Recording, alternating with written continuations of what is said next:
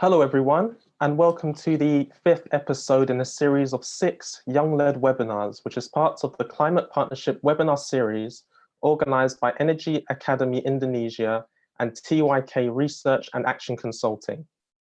My name is Thomas Glenn. I'm a master's graduate in Environment and Development at King's College London, and today I will be leading this webinar, which will be on the topic of climate knowledge, behavior and action. With worsening environmental conditions, growing political tensions by nation states, and the work of activists consuming the headlines around the globe, discussions of how best to tackle the impacts of climate change are becoming front and center in the news cycle and on the political agenda. To effectively understand the impacts that climate change is having upon the world and the most effective methods needed to tackle them, methods must be developed to communicate these issues to politicians, policymakers, and to the public to promote the increasing of knowledge, the changing of behaviors, and the advancement of action in addressing this issue. To do so requires new understandings of how best to inform people about climate change and how it will affect them and the planet as a whole. There is a need to understand the personal attributes that causes some people to change their behaviors in response to the threat of climate change, and others to ignore the climate issues entirely. There is also scope to discover what methods are necessary to effectively stimulate behavioral changes in society as a whole in a way that translates to climate action on individual, national, and international scales. To discuss these issues, we will be hearing from 3 people who are involved with climate change issues, either through their educational backgrounds, academic research, or through their own careers. Firstly, we will hear from Dr. Burfu Unal, who is an assistant professor of social psychology at the University of Groningen in the Netherlands. In her research, she explores how individual, social, and contextual factors interact to influence behavior and decision-making. She applies this expertise particularly to domains that remain to be important societal challenges in the face of sustainable development, such as environmental sustainability. Next, we will hear from Eric Van Doorn, who is founder and owner of Studio Eco, which is specialized in the design and installation for non, zero-meter, and autarkic off-grid homes, providing homes with solar energy, heat pumps for central heating, cooling, and hot water, and efficient LED lighting. Eric obtained a bachelor's degree in mechanical engineering from the Arnhem Nijmegen University of Applied Sciences and a master's degree in technology-based entrepreneurship from the Delft Technological University. And lastly, we will hear from Muhammad Ulil Hassan, who recently obtained his Master of Science in Development and Rural Innovation Program at Wageningen University and Research, the Netherlands. His research topic was on a local food system and food sovereignty in Indonesia. He has also been engaged in the People's Coalition for Food Sovereignty, an Indonesian non-governmental organization since 2014. Now, before I introduce our first speaker, I would like to invite everyone to please post any questions you have for our speakers on the live YouTube feed, who can then answer them during our question and answer session at the end. So without further ado, I introduce Dr. Burfu Unal.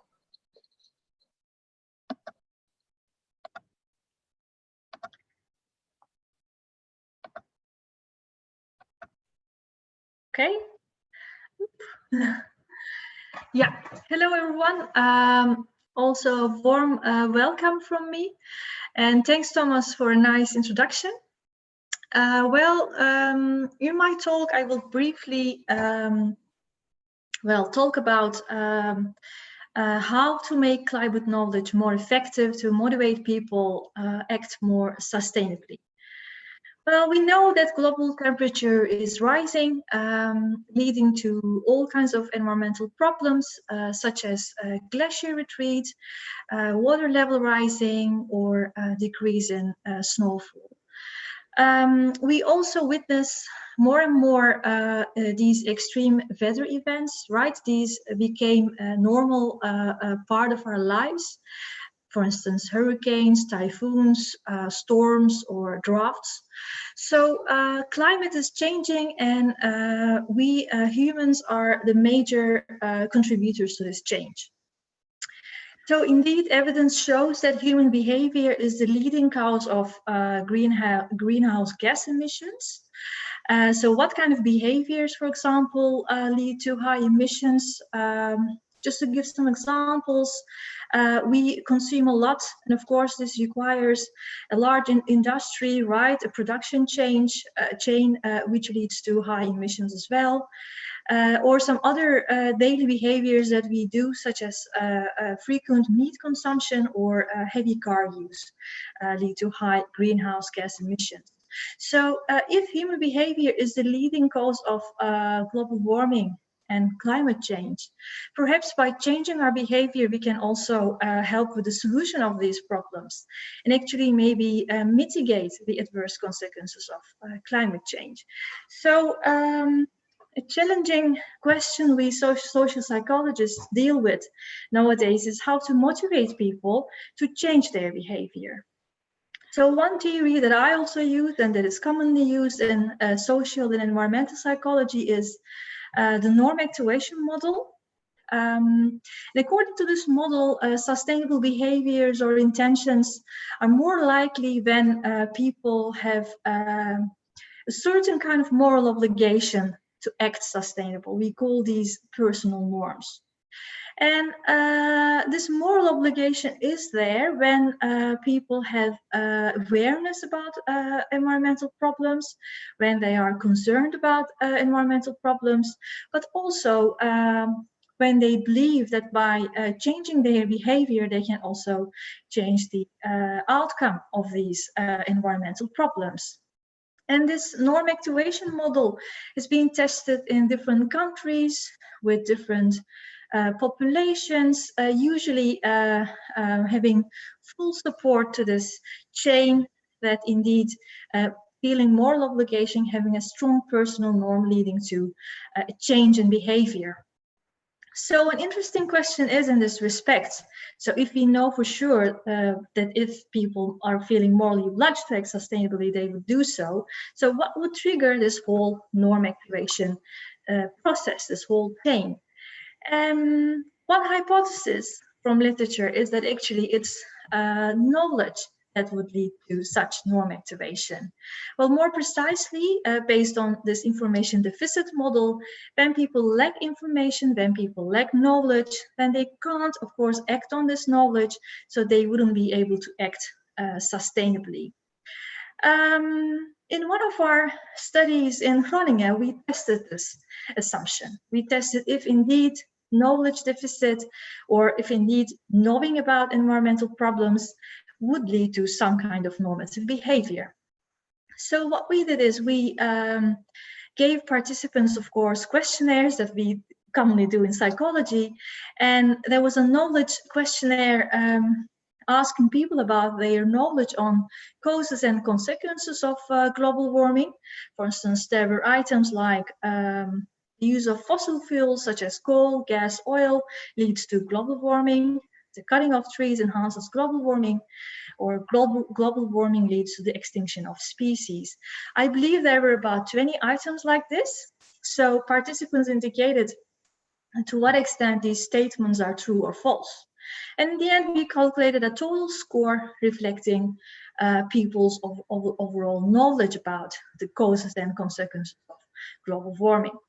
And in this particular study, our dependent variable, so the sustainable behavior that we were interested in was eco-driving, because when people drive in an eco-friendly way, they consume less fuel, which is, of course, means also less CO2 emissions, right?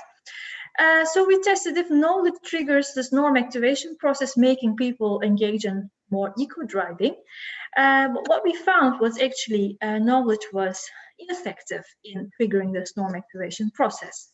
So knowing about causes and consequences of global warming did not necessarily mean that people were aware of problems resulting from car use, or that they kind of felt responsible from this problem, or that they felt a moral obligation to change their behavior. So eventually what we found was knowledge was not motivating enough to kind of convince people that they should drive in a more fuel efficient way.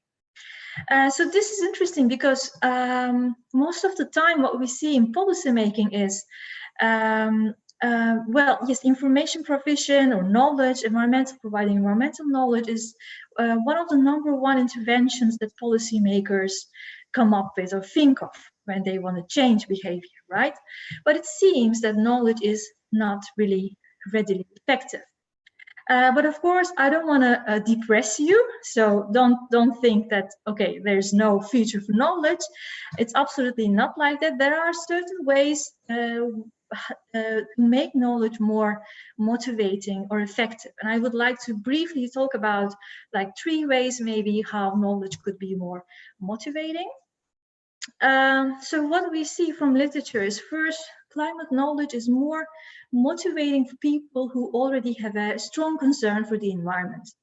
We call these people people with biospheric values. So they strongly concern about the biosphere, about the nature and the environment. Again, in one study from my lab, my colleagues were interested in coming up with a strategy to reduce plastic bottle use. So they provided information to participants on the adverse environmental consequences of plastic bottle use. People read this information leaflet, and they also measured values of the participants, so what they find important in life. And they found that actually this information leaflet on environmental impacts of plastic bottle use was more effective among people who are more biospheric.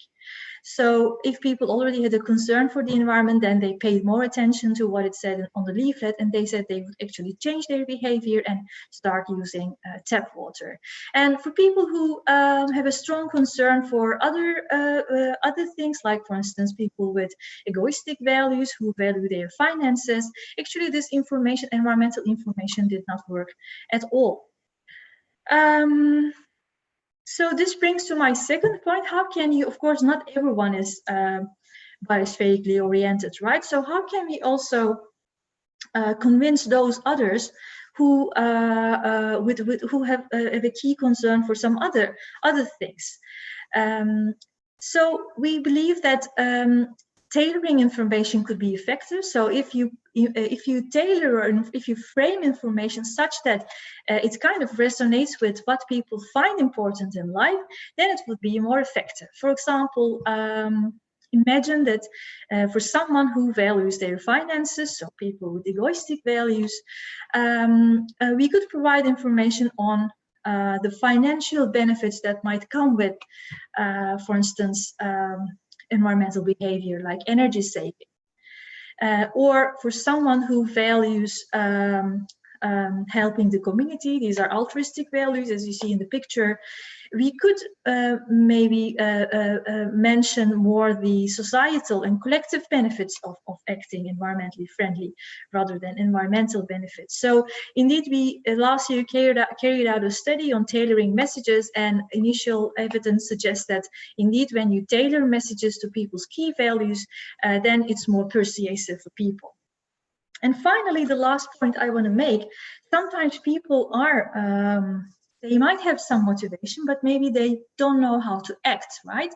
So when people lack procedural knowledge, this could be a big barrier as well.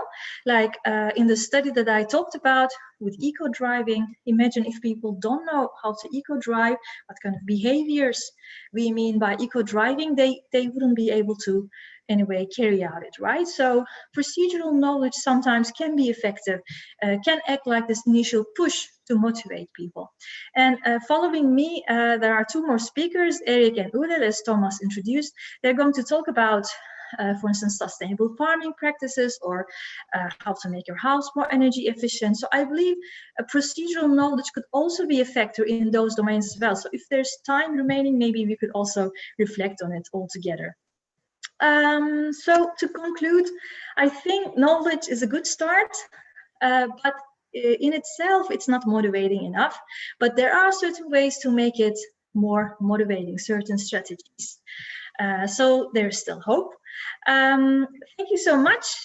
If you have any questions, I would be happy to answer.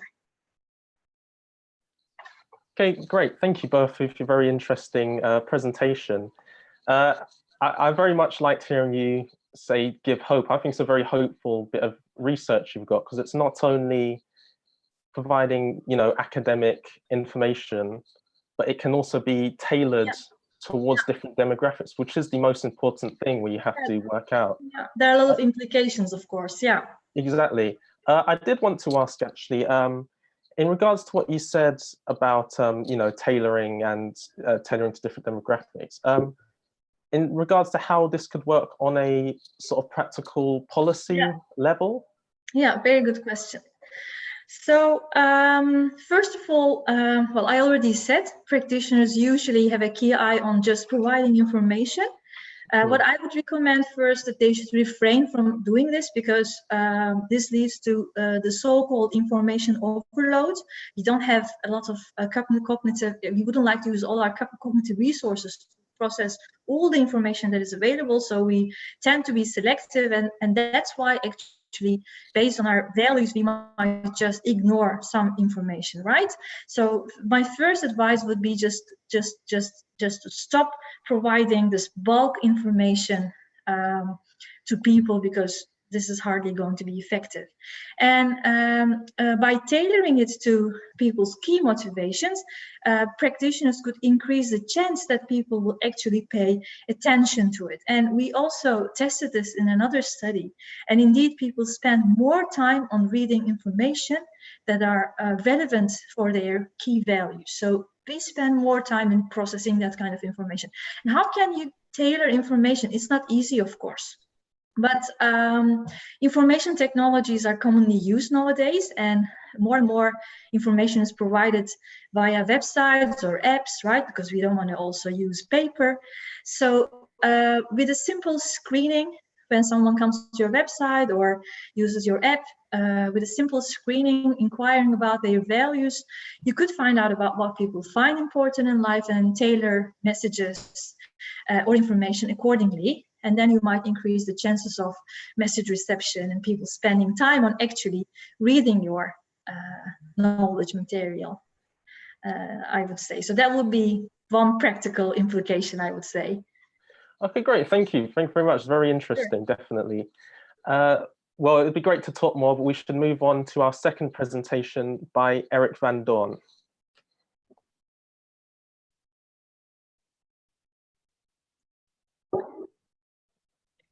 Oh, Eric? Mike, turn your mic on.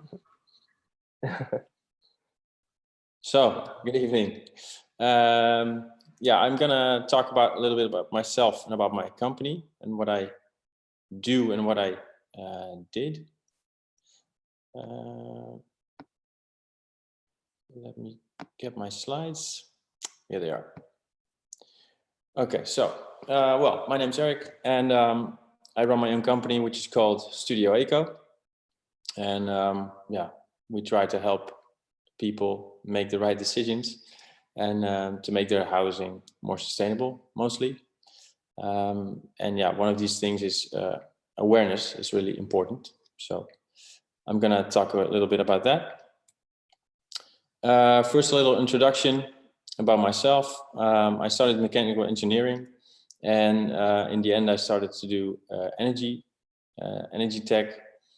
That was my graduation, and I must say that was actually mostly because of my father. He was a big influence on me, and that was because like 20 years ago, he built himself a house, and my mom, and he already installed a heat pump back then, which like nobody did, and he used a lot of insulation and stuff, and yeah, all these things that were not common, but he did that, and that brought me to studying yeah, energy technology and how to save energy, which led to yeah, having my own consultancy company. And what I did, I made energy labels for yeah, for homeowners, and all these kind of advices on yeah, how to make your house more sustainable, or use solar panels, stuff like that. But I found that it was not really yeah, doing it, and I'll come back to that later, because yeah, people would make choices based on money, but I'm going to talk about that later. So what I did is I founded Sustainable Playgrounds, which was focused on children, and to let children understand that energy is not just coming from your wall plug, but you actually have to do something for it. So we designed a playground where you can generate some electricity, so you could, let's say, charge your phone and then use it to connect to a really large speaker, which you could actually sit on and stuff like that. And that was the idea.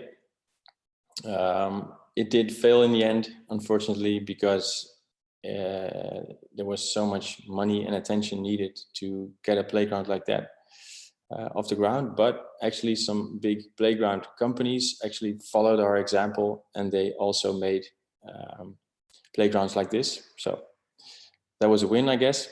After that, I founded a solar energy company, and yeah, that was coming from the energy consultancy company, and it was mostly because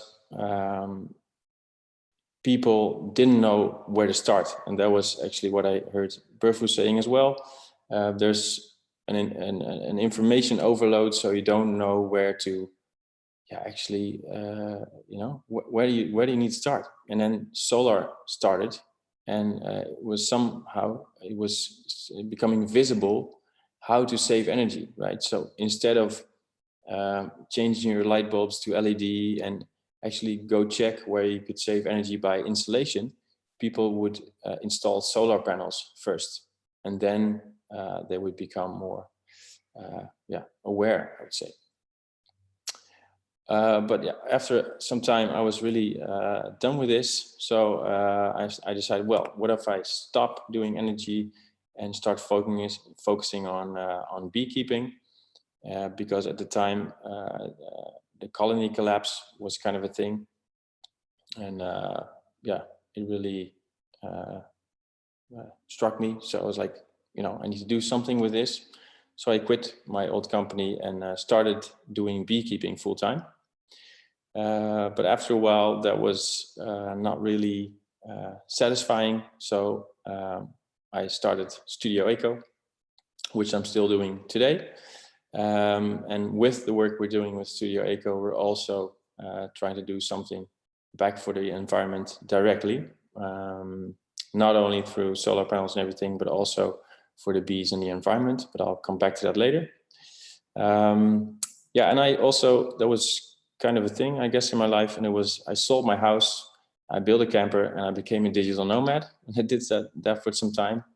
And I also, yeah, read up on minimalism, all that kind of stuff, because we were just, we heard from Berfu that, yeah, the awareness is quite important, and the knowledge. And obviously, this was my line of work, kind of. And I also started to become more and more aware about my footprint and stuff like that. So that was an important phase, I would say, in my life, and helped me to form Studio Eco further as well. Some struggles and opportunities. I already talked a little bit about this, but Trias Energetica is normally you start with saving energy, then you use sustainable sources like solar energy to power your house, for instance, and then you use fossil fuels. And we noticed, and this was during the crisis, that people would start buying solar energy, and then from there they would like, oh, I'm saving, let's say, 1,000 kilowatt hours per year. That's 200 euros. Oh, what else can I save? And I must say that that has changed a bit lately because the climate is in the news, obviously.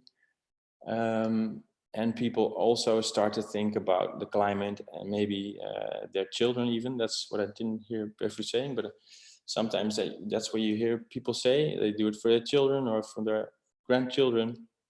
And they buy an electric Volvo, for instance. And even companies market this, I think. So yeah, that was something we saw during the crisis. It was purely motivation was based on money, so energy saving, and they would get their investment back in a few years. And still, a lot of the products you see in our market are marketed like this. So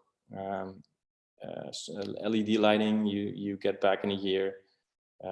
Insulation for your house, you get back in 4 years. Stuff like that. It's still being used a lot. Money as a big motivator. So energy versus bees, I already talked a bit like this. Talked about that a little bit. Then theory and practical application, and consulting engineering to holistic engineering. And what I mean by this is that in the beginning, I was really a consulting engineer. I was telling people how they could make their house more efficient. Use insulation, and I came up with the greatest ideas, or at least that's what I thought.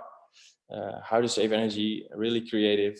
But then in the end, these plans would end up on a shelf, because they would come to an installing company or a contractor, and they would say, yeah, that's not how we do it. You know, normally we do it like this and this and this, and yeah, sorry. So to change that a little bit, we decided to do it ourselves. And I started with solar energy, and now more and more we see housing as a whole concept, which I'll get back to. Then craft work versus office. I used to sit in an office 40 hours plus a week, and you can do really great work in an office, obviously, but at some point it was just not satisfying enough anymore for me. So I started to work with my hands as well, and I started to put the solar panels up on the roof.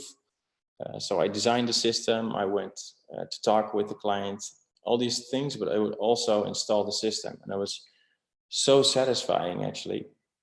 And more and more people I talk to have an academic background. They don't want to sit in an office 40 hours a week anymore. They also want to do something with their hands. So you see, craft work is kind of, at least I think, lifting.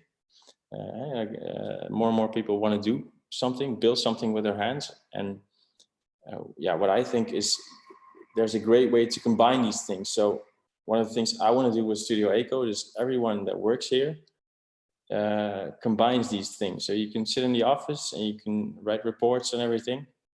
We try to not do that a lot, but you also go to the customer and actually help install something and create something, and it's very, very satisfying. Another struggle was freedom and footprint. So how can you do this in a business? How can you reduce your footprint, and get freedom? That's why we, I guess, sold our house at the time, and built a camper and traveled Europe, because at first we thought, well, we're going to travel the world, and but then you have to use a plane everywhere, go everywhere. So that was not really the way to go, at least not for me, because of the climate, and also by selling our house and building that camper, we had to get rid of, let's say, 90% of our stuff. And we didn't throw everything away, but we gave it away, or we sold it, or and that was also really freeing. And right now, what I notice a lot is that you can be really busy. It's like you bought something yesterday, and then today you're kind of focused on where can I improve my life again, right? Where what do I need next? Or at least for me, that's still really a thing. But then I think back on the few of the books I read, and I should be happy with what I have. And I think that kind of behavior as well can be a big change. And one of the things we do for our customers is being involved in tiny houses as well. And that shift to tiny houses has a few positive things, I guess, which is you cannot put so much stuff in your house anymore. you're going to be more outside. Yeah, and you're going to use less energy, right? So that's, I think, one of the greatest things about that. Holistic engineering, that's what we're trying to do now. And next to, let's say, heat pumps, solar energy, and ventilation, what we install these climate systems for houses, but we also design them. And I guess that's also a big change, because right now we're actually being taken serious by architects. And in the beginning, we're sitting around the table with the architect and the customer, where 10 years ago, I was also talking about sustainable housing and everything. And just people would kind of laugh at me like, yeah, right. And right now we're being, we're being taken serious, I guess, on that subject. So that's a great thing. And more I try to see housing as a part of nature, natural housing. So I took a little picture of an eco pavilion we're gonna develop this year, next year, to show people, I guess, a little showcase on how you can do things. And last thing I wrote down was fighting the climate or working with the climate. And I think that last thing is going to be more and more important because of climate change. Things are getting really warm, and we can say, well, we'll just install an air conditioning and we'll cool our space down. But in the long run, that will only warm the planet up more, because we're going to use more energy. So by working together with the environment and seeing a house as a part of nature and yourself actually as well, I think that's the way we should go to actually tackle this kind of big problem. Well, customer journey. So what we're doing with Studio Eco is when people buy solar panels right now, we're actually giving them a tree, and you can plant in your garden. That's kind of the objective, because you see so much pavement everywhere, and that's also heating up the planet, so not really a good thing. So that's a small thing we're doing, and next to that, we're gonna try to let people experience natural housing, so they can stay in an eco cabin, and we're gonna try to plant that seed on awareness. So what we did with sustainable playgrounds, but now on make big children more aware, I guess. And last thing is, we're also going to develop these cabins so we can get affordable small houses which include natural environment. That's what we're doing in Studio Eco. So I hope I inspired a little bit, hopefully someone. And yeah, thanks.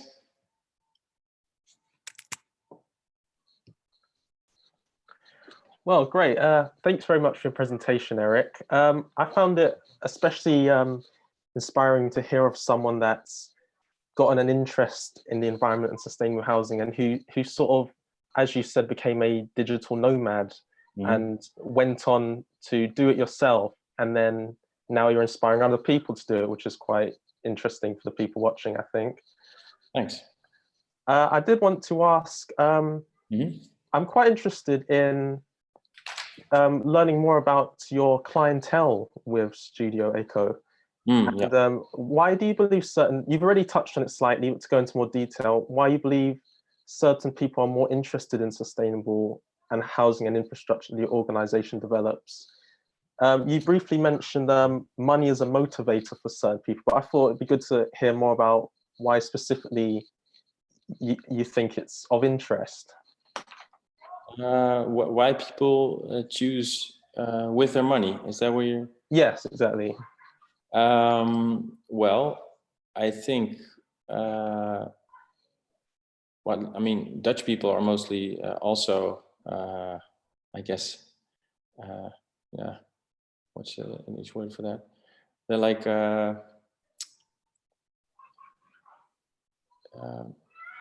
yeah, why, like, I guess wise with their money. So they they want to get something the cheapest, and that's really something they're always trying to do, to get something really cheap.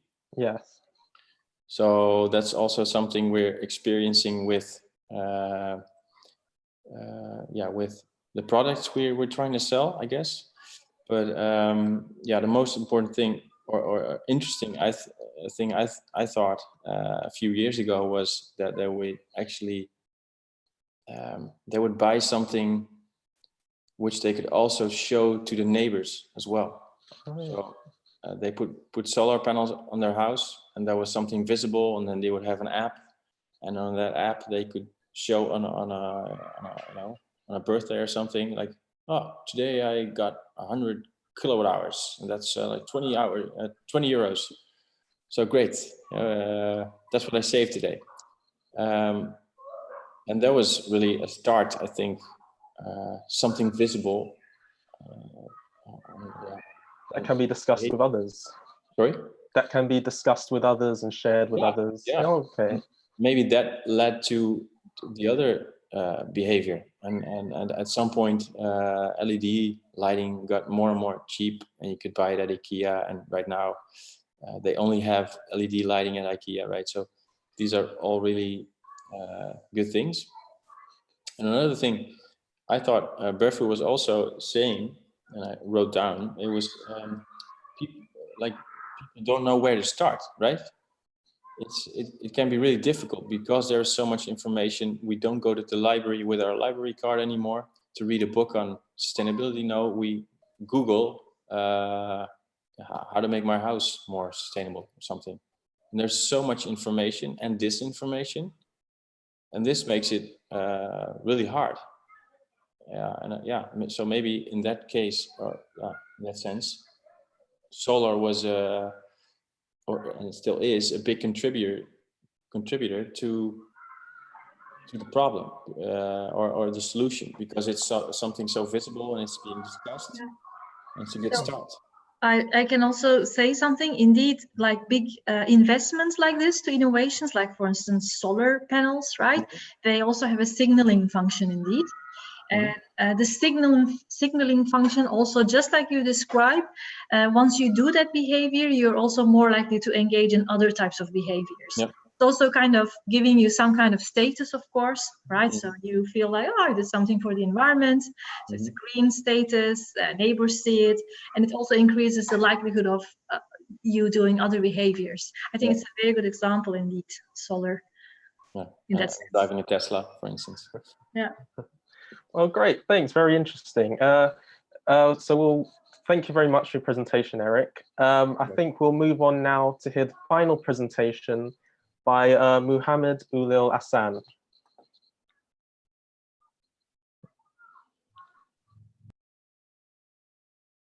Yeah, thank you, Thomas, for introducing me, and thank you for both speakers, previous speakers, and enlightening and also inspiring presentations from Berfu and also Eric.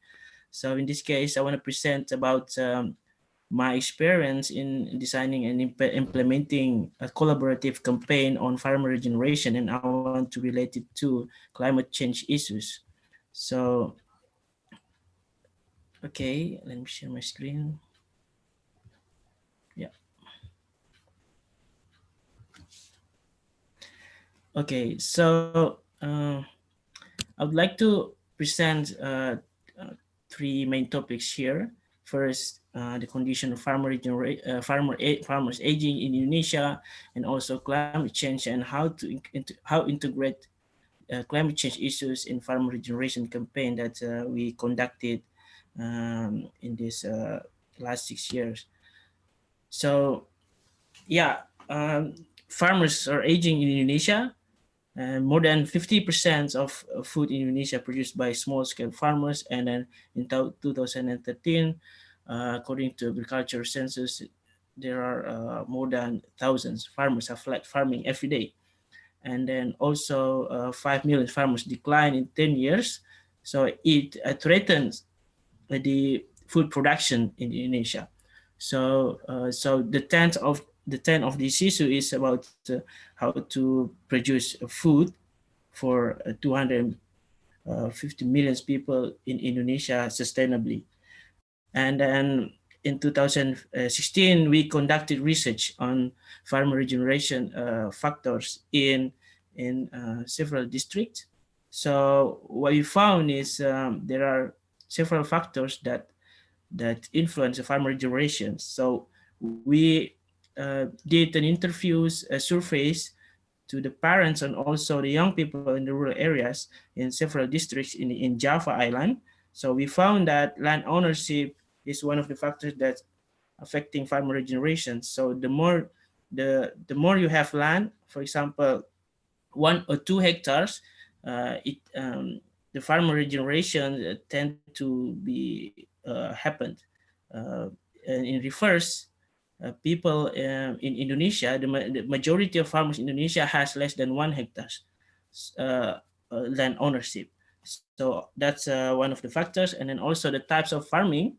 So there's a difference between horticulture production and also rice production in terms of farmer regeneration. So farmer regeneration happens more in horticulture rather than in rice farming because of the income. So for example, in horticulture production, you don't need a bigger land. You can sell it in a higher price rather than rice farmers. In the rice farming system, you got a less income because the high dependence of fertilizer. You need to buy chemical pesticides and other inputs. So, and also the third factor is the influence of parents. So the parents has a very important role to how to say to convince young people to work in agriculture. But the fact is, a lot of parents, in this case, parents that are farmers, they don't want their children continue doing farming because of the income, because of a lot of works. So it's not a promising jobs for their children. So that's why a lot of young people move to the city and then find a better job in the office and then yeah another kind of jobs. And also lastly, it's about information exposure. So because of lack information about how to do farming, how to do creatively sustainable farming system and then tools to agriculture. So this lack of information also affecting the farmer generation. So when we talk about climate change in Indonesia, as we know that lately there are a lot of news on extreme drought in Indonesia in many regions, also pest outbreak, flood. So the climate is changing and then create these disasters in agriculture. But however, small farmers has less information and understanding to adapt this and mitigate the climate change. So issues of climate change is not really become an important information for the farmers. So and also there's still high use of unsustainable inputs. The legacy of Green Revolution since 1917, which is creating the high dependence on chemical fertilizer and also um, uh, pesticides that create imbalance ecological systems also. So the climate change increase vulnerability for small scale farmers.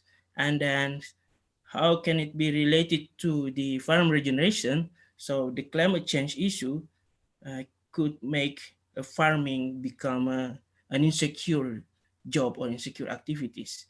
That's why it could create uh, young people don't really attracted to doing agriculture works. So it can affect national food um, production issues. So And next, how to encourage. We did, based on these issues, we did a campaign, collaborative campaign between my organization, KRKP, People's Coalition for Food Sovereignty, together with Oxfam Indonesia, AgriPro Focus, and Kyle. And we created a campaign called Young Agripreneur Ambassadors, and which is selecting young farmers as an ambassador, and 10 young farmers, and then we did a training, awarding, and also try to inspire young people to do more agriculture. So we selected more than 500 registered young farmers, and then after that we selected 10 young farmers in this training, which is very important events. We integrate the climate knowledge, and then it was delivered by a researcher lecturer from Agricultural University Indonesia. Also, we integrated organic agriculture, more sustainable agriculture practices course, and also excursion in enterprises that market sustainable products. After the training, we conducted awarding and media engagement, introduced them, these 10 selected young farmers, to the media, and also engaging them to the local community. And in this case, I want to highlight how actually the course on climate knowledge affecting their activities after the campaign. So I want to highlight three out of 10 selected young farmers, which is now actively engaged in the local community and then inspire more people in their areas. First is Maya Skolastika. She is one of the champions, and then she founded 12 of organic, and then now she has been selected as Secretary General of Indonesian Organic Alliance.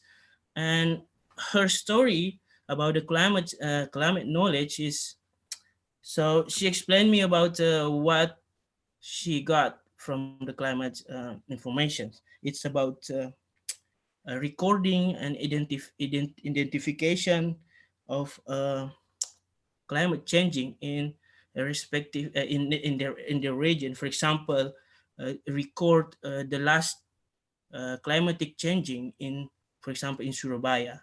So based on this knowledge, he used it to choose wisely choose different varieties of seeds, which one is more suitable in this kind of soil temperature, etc., etc. So this little knowledge on recording the temperature of soil could help her to wisely choose and seed varieties. And then the next champion is Apni. She's from North Sumatra, different islands. She founded Siantar Sehat, it's organic vegetable startup. And then she used the climate knowledge to improve the product quality. For example, so in her region, the farmers used to plant only one varieties of vegetable. And then later on, after getting this kind of knowledge, she could identify that actually lately the climate is changing rapidly. For example, from rainy season to very dry season. And after that, she tried to convince the farmers, including herself, changing her way to produce a vegetable in a diverse way. For example, when it's rainy seasons, she convinced farmers not to plant a leafy vegetable, because when it's rainy season, the product of leafy vegetable will be very poor, the quality, I mean. So, but the first response that she got is, yeah, the farmers neglected her, and then later the farmers then got a very poor quality of vegetable because of they didn't listen to her advices. Then yeah, she tried to help by improving product processing, by making snack from the bad quality of vegetable. So, and then after that, the farmers followed her, and also, yeah, the farmers were convinced by these young farmers. And lastly, is Friska Horinisa. She is the founder of Blasta Organic, using a hydroponic system, organic vegetable through hydroponic system in city of Padang in West Sumatra. For her, climate knowledge is important in pest management system.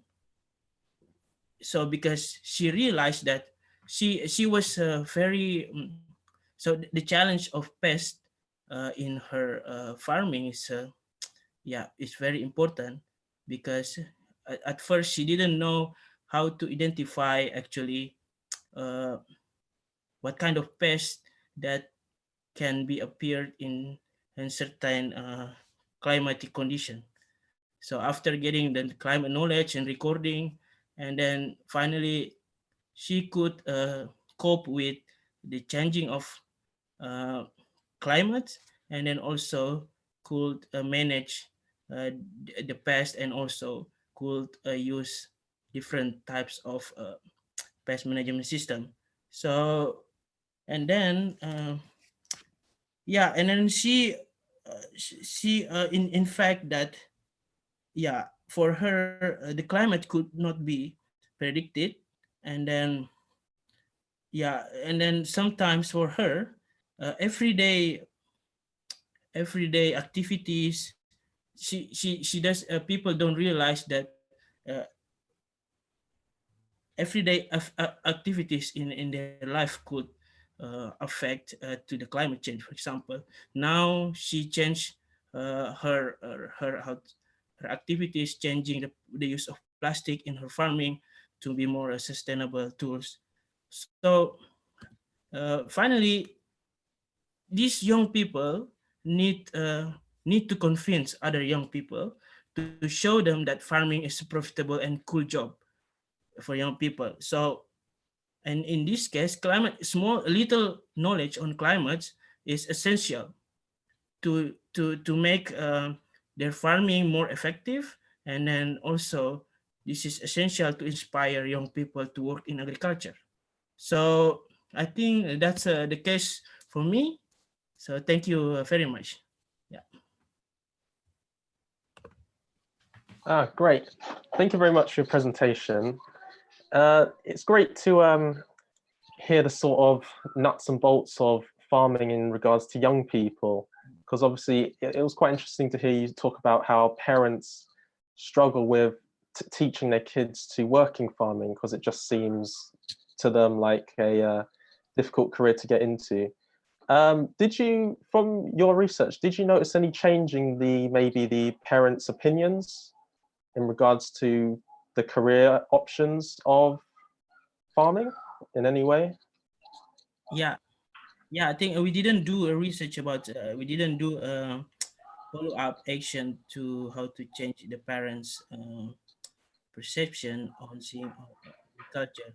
But the thing here is, I think I cannot generalize that all of the parents are encouraging their children to not working in agriculture.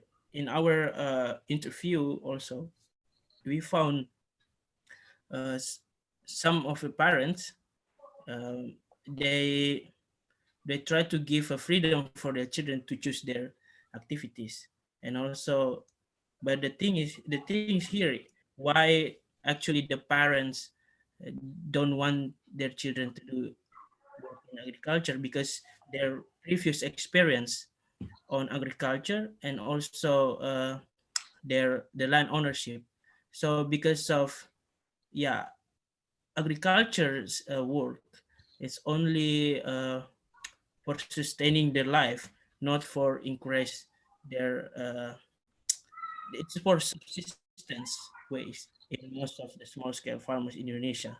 So in this case too, in yeah, to increase the awareness of parents to make their children to involve in agriculture. Yeah, it's quite a challenging work, including maybe in the policy or maybe in informations to their parents that actually agriculture is a promising job. But yeah, we didn't really think about the strategy yet. But it's also local culture is very, how to say, important factors. So in Indonesia we have a diverse kind of culture, and also the parents-son relationship and tied in this cultural system. So it also can be a factors of farmer regeneration. So yeah, maybe we can discuss it later. Yeah. Okay. Okay, great. Thanks again for your very interesting presentation. We've got just under 5 minutes, but I just wanted to quickly ask for a point from each of the speakers in terms of a sort of the greater scheme of things in regards to your previous research and careers. I thought, environmental issues, climate change issues, climate change crisis, the terms we hear very often in the modern day.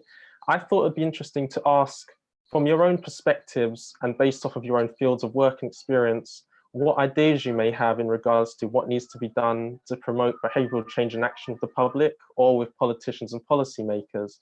So maybe a summary of what you've just discussed, or maybe some other ideas you want to quickly mention. So I thought maybe I could start with Berfu, if you have any ideas in terms of this topic. Yeah, sure. Well, I mainly, since the topic was on knowledge, I mainly discuss, of course, how to make knowledge more motivating to change behavior of people, but there are also all kinds of other strategies that also, like the other speakers also touched upon. For instance, there are social norm strategies. For instance, if a behavior well, let me rephrase it. If people think that a certain behavior will be more prominent in the future, for example, if you see that the government is investing on infrastructure for electric vehicles, right? So if they, for instance, invest on building charging stations, so then you start thinking, okay, this is coming, this is going to be more prominent in the future, so I also need to adopt my behavior accordingly.